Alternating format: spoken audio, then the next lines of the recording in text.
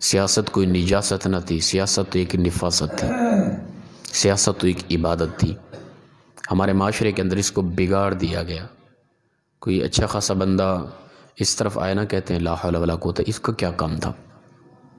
ملک کا نظام چلانا، ہمارے اوپر آ کے بیٹھنا، اس کلمہ لا الہ الا اللہ محمد رسول اللہ کے نام پر بننے والے ملک کی جو مین سربراہ، وہ تو ٹوٹل شرابی، زانی، بد کردار، بے حیا، بے شرم ہونے چاہیے۔ اس کے ایوانوں میں علماء کا کیا کام ہے؟ اس کے قوانین کو لاگو کرنے کے حوالے سے یا عدلیہ میں یا حکومت میں مولویوں کا کیا کام ہے؟ اس میں تو وہ آئے گا نا جو انگریز کی طبیعت رکھتا ہوگا، جس کا ظاہراً اوڑھنا بچھونا اسلام کے بالکل برعکس ہوگا نا، وہ آئے گا۔ مولوی کا کہ دیندار آدمی کا یا عالم کا کیا کام ہے اس معاملے کے اندر آنا؟ یعنی ہم کہتے ہیں کہ ہماری سربراہی وہ کریں جو بے شرم قسم کے انسان ہوں، جن کا دین سے کوئی تعلق نہ ہو۔ یہ ہماری طبیعت ہے۔ فلاں بہت اچھا عالم تھا، اچھا بیان کرتا تھا، کاش وہ سیاست میں نہ آتا نا، اس کی عزت بحال رہتی۔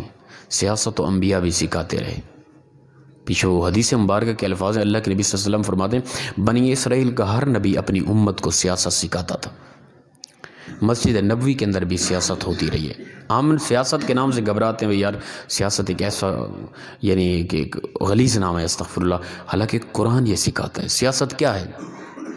سیاست یہ چیز ہے کہ تم وقت کے قاضی بن جاؤ، حکومت تمہارے ہاتھ ہو، تم بہتر انداز میں اپنی رعایا کے نظام کو چلاؤ۔ اور ہم نے اس لفظ کو اور معنی میں لے کر آئے اور ہماری طبیعتیں بگڑ گئی ہیں۔ میدان کربلا کے اندر جو بھی مارکا لگا تھا وہ سیاست کی وجہ تھی ساری۔ آپ لوگ بڑے گھبرائیں گے، حضرت یہ کیا لفظ بول دیا؟ یہ لفظ ہم نے خراب کر دیا۔ یزید کیا چاہتا تھا؟ وہ چاہتا تھا کہ حسین رضی اللہ تعالیٰ تم ایسا کرو کہ مدارس تم بناؤ، مساجد بناؤ، میں تو ہمارا تعاون بھی کروں گا، ٹھیک ہے نا، تمہیں پیسہ بھی دوں گا، مدارس کا تعاون بھی کروں گا، تنخواہیں بھی لگا دوں گا، لیکن حکومت کے حوالے سے، نظام کے حوالے سے تم دخل نہ دو۔ نظام سارا ہمارے ہاتھ میں رہے گا، فتوی بھی تم دو، مسائل بھی تم بتاؤ، ممبر بھی تم سنبھالو، مساجد بھی بناؤ، نمازیں بھی پڑھاؤ، مسائل بھی، سب کچھ تم کرو، نظام میں دخل نہ دو۔ اس وقت بھی یہی ہے۔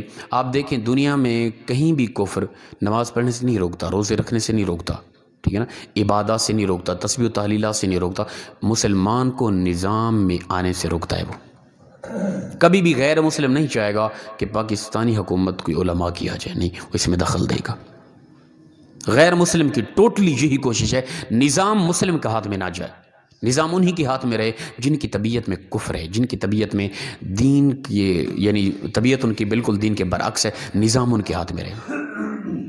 آج بھی یہی ہے کہ تم ادارے بناؤ، دین کا کام کرو، تم محض مسجد میں محدود کر دو دین کو، باہر گلیوں میں، معاشرے میں، عدلیہ میں، حکومت میں اسلام کا نام نہ لو۔ یہ طبیعت بن چکی ہے۔ مولوی صاحب کا کیا کام ہے؟ باہر عوام کا فیصلہ کرنا۔ مولوی صاحب مسجد میرے صرف شرعی مسائل بتائیں، بس۔ دین کو چار دیواری کے اندر بند کر دیا گیا، محدود کر دیا گیا، دین کے گلے کو دبائے دیا گیا۔ دین تو وہ تھا کہ جس نے پوری کائنات میں پھیلنا تھا، دین تو وہ تھا کہ جو گھر گھر میں فیصلہ دین کرتا، اسلام تو وہ تھا کہ جو اسلام کو سمجھنے والے وہ ہمارے قاضی بھی ہوتے، وہ ہمارے حکمران بھی ہوتے، لیکن ہم نے اس کے برعکس کر دیا۔ ہم نے کہا نہیں، دین چار دیواری میں بند۔ ابتدائی اسلام کو دیکھیں، رسول اللہ صلی اللہ علیہ وسلم کی وفات کے فوراً بعد وقت کے خلیفہ، وقت کے حاکم، حکمران، بادشاہ ابو بکر صدیق تھے، اور مسجد نبوی کے امام بھی تھے، خطیب بھی تھے۔ اسی طرح مسجد نبوی کے امام خطیب فاروق اعظم رضی اللہ تعالیٰ عنہ وقت کے حکمران بھی تھے، سیاست بھی کرتے تھے، اور مسجد نبوی کے امام خطیب تھے۔ عثمان غنی کو دیکھ لے، حضرت علی کو دیکھ لے، تو ہماری بنیاد یہی ہے۔ ہمارے حکمران، ہماری حکومت، ہماری عدلیہ، ہماری سیاست مسجد نبوی سے شروع ہوئی ہے، اور ہمارے ہاں عدالت مسجد میں لگتی تھی۔ ہم نے کہا نہیں، کفر نے یہ طبیعت، انہوں نے کہا اسلام کو بند کر دو، بس مولوی طبقہ ممبر تک محدود رہے، مسجد سے، مدارس کی چار دیواری سے باہر اسلام کی آواز کو نہ آنے دو۔ ہماری طبیعت میں وہ چیزیں راسخ ہو گئی، یہ بات نہیں، بے سرسری طور پر بات آ گئی۔ تو ہم نے بھی یہی کہا کہ مولوی صاحب کا کیا کام ادھر آنے کا؟ مولوی صاحب تھے نمازیں پڑھاتے، مسئلے بتاتے، بچوں کو پڑھاتے، بس یہ چار دیواری میں بند رہتے، ان کی آواز کو باہر نہ نکلنے دو، عوام اسلام کی آواز کو اوپن نہ ہونے دو، دباؤ۔ یہ کفر کی طبیعت تھی، اس کی بڑی سازش تھی کفر کی، اور وہ کامیاب ہو گیا۔ ہمارے ہر بندے میں یہ چیز راسخ ہو گئی۔ مولوی تھا یار، اچھا خاصا بیان کرتا تھا، اس کو کس نے کہا سیاست میں آئے؟ یعنی ہمارے اداروں میں وہ آئے گا جس کے اندر دین کے علم کا نور دور تک جھلکتا نظر نہیں آتا۔ وہ ہمارے اس وطن عزیز، وہ ملک جس کی بنیادوں میں 20 لاکھ جانیں قربان ہیں، ہم نے گردنیں کٹا کے اس وطن عزیز دھرتی کو دھو کر پاک کر کے اس پاکستان بنایا تھا، جس کی بنیادیں اس طرح رکھی گئی۔ اس کے ہاں ان کے ایوانوں میں قانون بنانے والے کون لوگ ہیں؟ کوئی نظر آتا ہے بادشاہ آدمی؟ نہ، کوئی بھی بادشاہ آئے گا، عوام بھی اٹیک کرے گی، عدلیہ بھی اٹیک کرے گی، حکومت بھی اٹیک کرے گی۔ کفر تو ویسے یہ چاہتا ہے کہ اسلام کی آواز کو چار دیواری میں بند کر کے رکھ دیا جائے۔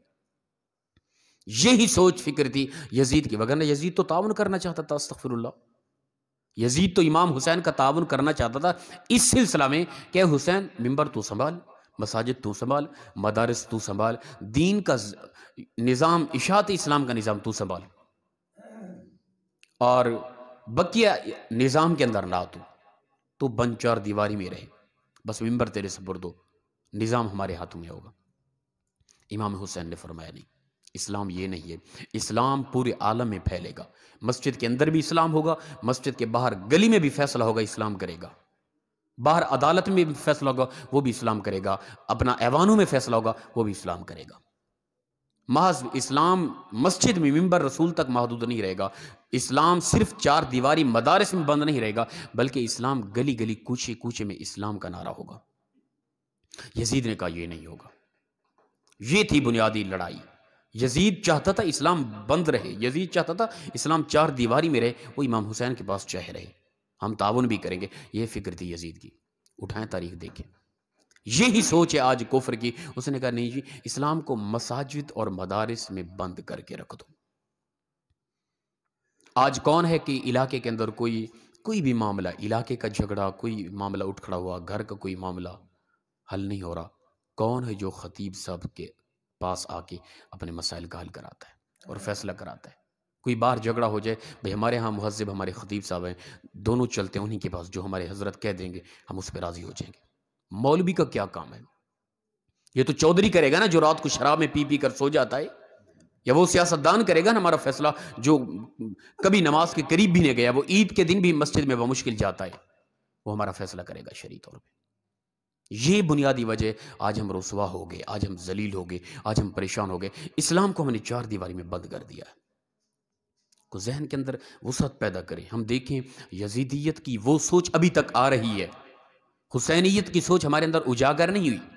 نعرہ ہمارا ٹوٹل حسینیت کا ہوتا ہے، کردار ٹوٹل ہمارا یزیدیت والا ہے۔